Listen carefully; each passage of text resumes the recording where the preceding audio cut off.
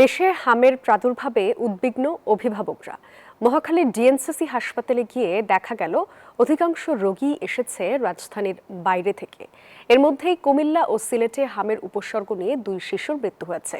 হাসপাতালে হামে আক্রান্ত শিশুকে নিয়ে উদ্বেগ উৎকণ্ঠায় দিন কাটছে অভিভাবকদের। কেউ কেউ জানাচ্ছেন চিকিৎসা ব্যয় মেটাতে অর্থনৈতিক সীমাবদ্ধতার কথাও। তাদের কথাই ছিল প্রান্তিক পর্যায়ে চিকিৎসা সেবার মান বৃদ্ধির বিষয়টি। কারণ হামের প্রাথমিক চিকিৎসা নিতে সবার প্রথম গন্তব্যই বাড়ির নিকটস্থ হাসপাতাল। হঠাৎ দেখি শরীরে র্যাশ এবং একটু শ্বাসকষ্টর দিকে। পরে কি করব, ক্যানিগঞ্জে একটু যোগাযোগ করছিলাম, ওনাদের ওখানে ওরকম কোনো স্পেস এবং সুযোগ নাই। জঙ্গি মেডিকেলে কইছে ওই জায়গায় রাখতে পারবো না, ওই জায়গায় যদি রাখে তাহলে বনসই দিয়ে পরে এই জায়গায় পাঠাইছে। হাম হয়েছিল, তারপর আমার শ্যামলে গেছিলাম, শ্যামলে জায়গায় সিট পাই নাই। তারপর আমাদের এলাকা মাউতিলে গেছিলাম, ওই জায়গায় সিট পাই নাই। তারপর মহাখালী আর একটা হাসপাতাল আছে এই পাশে, ওই জায়গায় সিট পাই নাই। তারপর এই জায়গায় আসছি। এ বিষয়ে আরো খবর জানাতে রাজধানীর ডিএনসিসি হাসপাতাল থেকে যুক্ত হচ্ছেন সহকর্মী মাইদুল ইসলাম হিমেল। যাব তার কাছে। হিমেল, হামের সংক্রমণের বিষয়ে কি তথ্য আছে সবশেষ?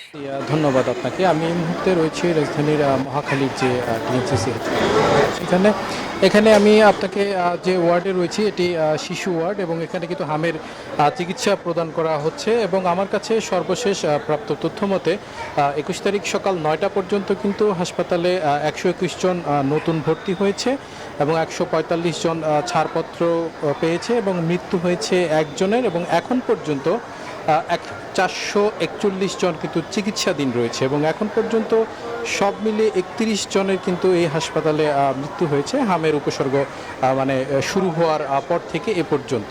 তো এবং এখানকার রোগী যারা ভর্তি হয়েছে তাদের অভিভাবকরা যেমনটি বলেছে যে তারা কিন্তু বাড়ির নিকটস্থ হাসপাতালে চিকিৎসা না পেয়েই কিন্তু এই হাসপাতালে চিকিৎসা গ্রহণ করতে এসেছে এবং অধিকাংশই কিন্তু ঢাকার বাহির থেকে এসেছে চিকিৎসা গ্রহণ করার জন্য। এবং তাদের ভাষ্যমতে আসলে বাড়ির নিকটস্থ হাসপাতালে চিকিৎসার সেবার মান যদি একটু বৃদ্ধি হতো তাহলে তাদের ভোগান্তি পোহাতে হতো না এবং তাদের এত দূরে এসে আসলে চিকিৎসা নিতে হতো না। এবং অনেকেরই আসলে তাদের অর্থনৈতিক সীমাবদ্ধতার কথাটি জানিয়েছেন এবং চিকিৎসকরা যেমনটি বলছেন যে টিকা গ্রহণের 3 থেকে 4 সপ্তাহ পরে কিন্তু আসলে টিকার অ্যান্টিবডিটি আসলে শিশুদের শরীরে তৈরি হয় এবং তারা অনেক সতর্ক থাকতে বলছেন। পরিষ্কার পরিচ্ছন্ন পরিবেশের মধ্যে শিশুদেরকে রাখার জন্য কিন্তু সতর্ক করছেন যেন হামে শিশুদের আক্রান্তর সংখ্যাটা কমে আসে। এবং প্রতিনিয়তই কিন্তু শিশুদের মৃত্যু হচ্ছে, নতুন শিশু আক্রান্ত হচ্ছে, যেটি আসলে অভিভাবকদের অনেকটা আতঙ্কের কারণ হয়ে দাঁড়িয়েছে। তো এই ছিল আমার কাছে রাজধানীর